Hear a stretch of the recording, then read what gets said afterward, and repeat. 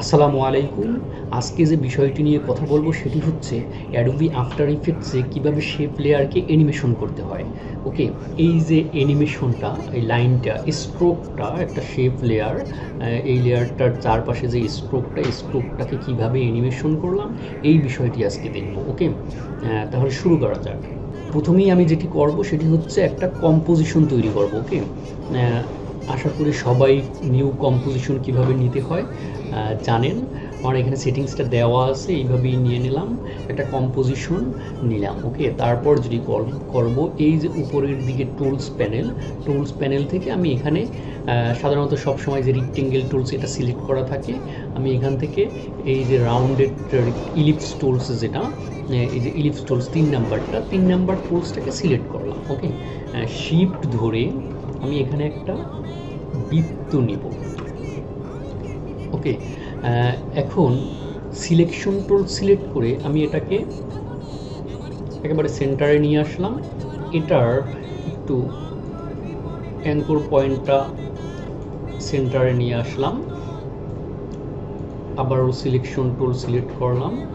এই যে প্রথমে যে অবজেক্টটা আমি নিলাম, এটার স্ট্রোকটা আমি দিলাম না, আমি এই যে লেয়ারটাকে ডুপ্লিকেট লেয়ার করব, মানে এই লেয়ারটাকে কপি করে দুইটা করব। ওকে, এটাকে সিলেক্ট করলাম, কিবোর্ড থেকে Ctrl+C প্রেস করলাম, এটা কপি হয়ে গেছে। আবার Ctrl+V প্রেস করলাম কিবোর্ড থেকে, এইটা দুইটা, এই লেয়ারটা এখন দুইটা হয়ে গেছে।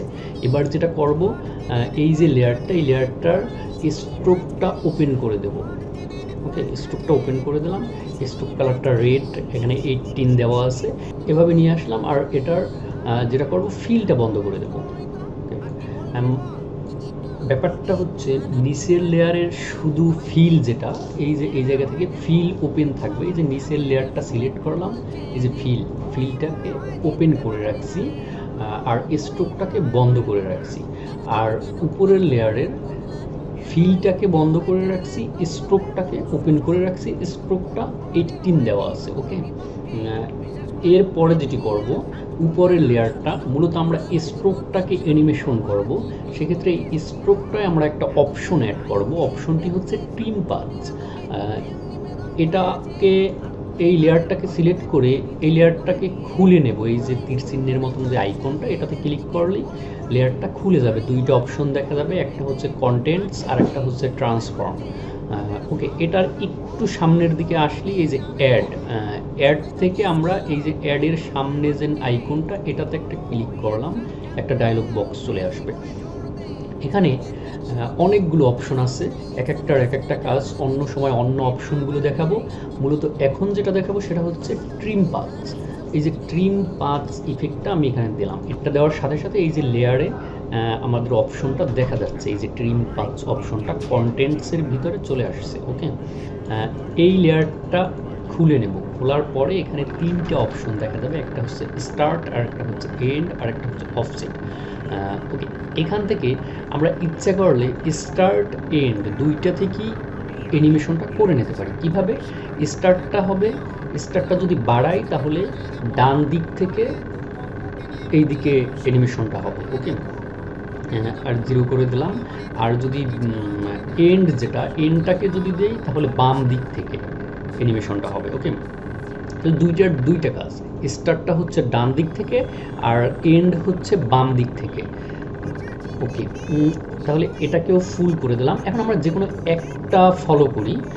যদি আমি লেয়ারটা সিলেক্ট করে প্রথমে একেবারে শুরুতে 0তে আমি যদি স্টার্টে ক্লিক করলাম, তারপর যদি আমি যতটুকু অ্যানিমেশন করব, আমি যদি মোটামুটি 4 সেকেন্ড 5 সেকেন্ডের মতো নেই, এই যে এখান থেকে দেখা যাচ্ছে আমি কতটুকু অ্যানিমেশন করতেছি। আমি এখানে 8 সেকেন্ডের মতো, এই যে 7 সেকেন্ড দিলাম। 7 সেকেন্ডে গিয়ে আমি এটাকে, এই যে স্টার্ট প্রথমে ছিল, খেয়াল করি প্রথমে 0, একেবারে প্রথম টাইম পয়েন্টার, এই যে এটাকে বলে টাইম পয়েন্টার আমি একেবারে শুরুতে রাখবো। এখানে এই যে আইকনটাতে ক্লিক করে দিলাম, মানে একটা পয়েন্ট নিলাম, এই যে পয়েন্টটা, ওকে, তারপর আমি কিছু দূর গিয়ে আমরা যে কয় সেকেন্ড ইচ্ছা, এটা যেন 7 সেকেন্ড 8 সেকেন্ড 9 সেকেন্ড নিতে হবে তা না। আমার কাজের জন্য অ্যানিমেশন যতটুকু দরকার, ফাস্ট দরকার না স্লো দরকার, ওই অনুসারে টাইমটা নেওয়া। আমি এখানে এই যে 6 সেকেন্ড নিয়ে আপাতত দেখাই, 6 সেকেন্ড পর্যন্ত, 6 সেকেন্ড 20 ফ্রেম পর্যন্ত গেলাম। এখানে এসে স্টার্টের সামনে যে প্রথমে 0 রাখছিলাম এটাকে একেবারে 100 করে দিলাম। ওকে, 100 করে দিয়ে তারপর শুরুতে আসি, শুরু থেকে এবার প্লে দিলাম। ওকে, মানে প্রথমে স্ট্রোকটা ছিল, পরে নাই, আস্তে আস্তে আস্তে আস্তে করে চলে গেছে। আবার যদি চিন্তা করি যে এরকমের, এটাকে ডিলিট করে দিলাম, প্রথমে শুরুতে 100 করে রাখবো, মানে স্ট্রোকটা এখন নাই, মানে আস্তে আস্তে স্ট্রোকটা হবে। তাহলে যেটা করতে হবে ঠিক এটার উল্টোটা, স্টার্টে ক্লিক করলাম প্রথমে 100 দিয়ে, তারপর আমি যদি এখানে 4 সেকেন্ড 5 সেকেন্ড যা দিই, এটা দিয়ে তারপর অতটুকু 4 সেকেন্ড 5 সেকেন্ড অতটুকু সামনে এসে টাইম পয়েন্টার, তারপর এখানে এটাকে 100টাকে 0 করে দিলাম। ওকে, এবার যদি আমি শুরু থেকে প্লে দিই,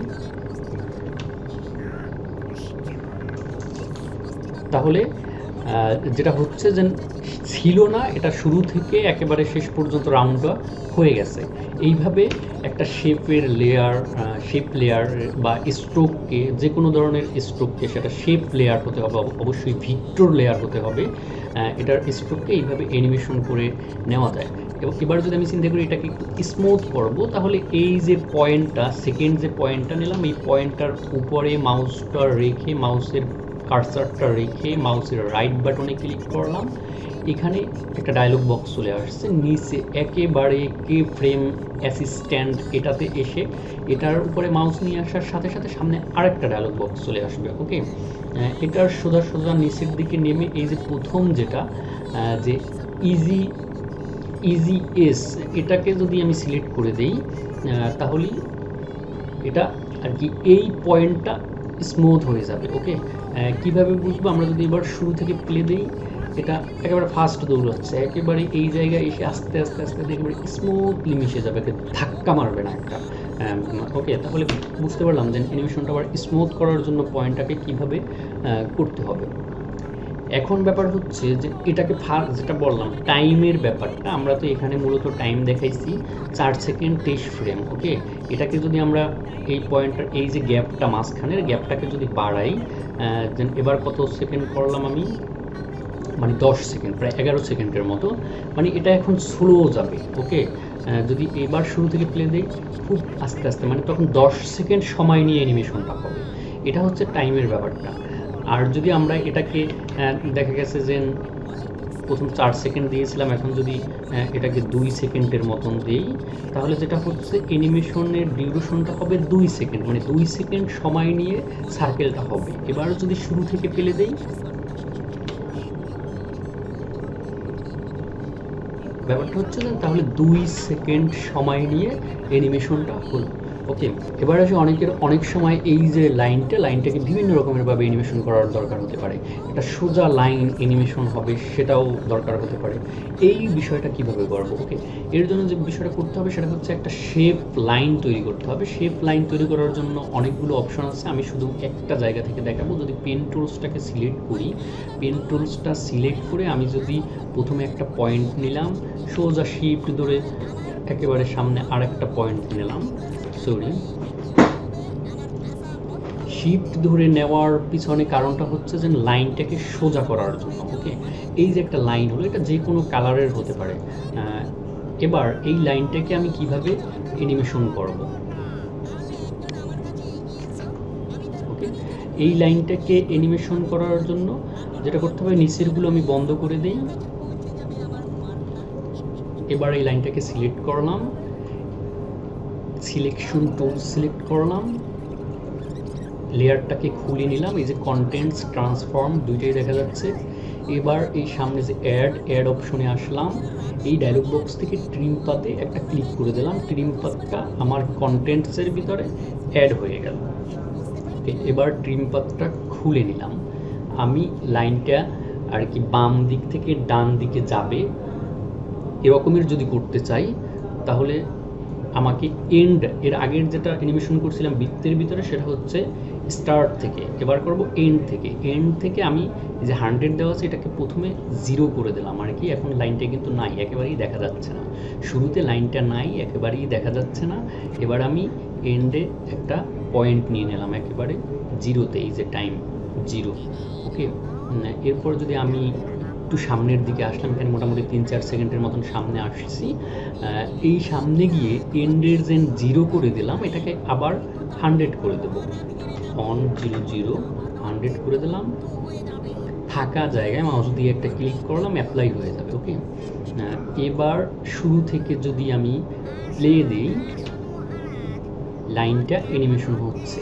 ওকে, এভাবে যেইভাবেই অ্যানিমেশন করা দরকার হোক না কেন, যদি আবার এরকমের মনে হয় আমার একটা কোণের মতন অ্যানিমেশন দরকার বা একটা টিক চিহ্নের মতন অ্যানিমেশন দরকার, তাহলে কি করব, এই যে প্রথমে একটা পয়েন্ট নিলাম, এভাবে একটা পয়েন্ট নিলাম, এখানে এসে এভাবে, যেমন এটাকে যদি এখন অ্যানিমেশন করতে চাই তাহলেও ঠিক একই সেম ওয়ে। যেমন আমি যদি এটার শুরুতে আসি, এই লেয়ারটাকেও বন্ধ করে দিই, লাইনের লেয়ারটা, এই লেয়ারটাকে সিলেক্ট করলাম, দেন লেয়ারের আইকনটা দিয়ে লেয়ারটা খুলে নিলাম, অ্যাড থেকে ট্রিম পাথ সিলেক্ট করে দিলাম। তারপর ট্রিম পাথ থেকে আমি যদি প্রথমে এনটাকে 0 করে দিলাম, একটা পয়েন্ট নিলাম, 2-3 সেকেন্ডের মতন সময় নিলাম, এটাকে আবার 100 করে দিলাম। এবার যদি আমি শুরু থেকে প্লে দিই, মানে এই টিকটাকে অ্যানিমেশন করে দিলাম, টিক চিহ্নটাকে। এইভাবে যেই কাজটাই দরকার, আমরা যদি শেপ লেয়ার দিয়ে ওটাকে এভাবে স্ট্রোক দিয়ে ডিজাইন করে নিই, ওই ডিজাইনটাকে অ্যানিমেশন করে নেওয়া যাবে ট্রিম পাথ থেকে। ওকে, তাহলে আজকে যে বিষয়টি ছিল যে আমরা একটা শেপ লেয়ারকে কিভাবে অ্যানিমেশন করব খুব সিম্পলভাবে, এই বিষয়টি দেখার ছিল। আশা করি সবাই বুঝতে পারছেন। ভালো থাকবেন সবাই। যদি টিউটোরিয়ালটি ভালো লেগে থাকে তাহলে চ্যানেলটি সাবস্ক্রাইব করবেন। আল্লাহ হাফেজ।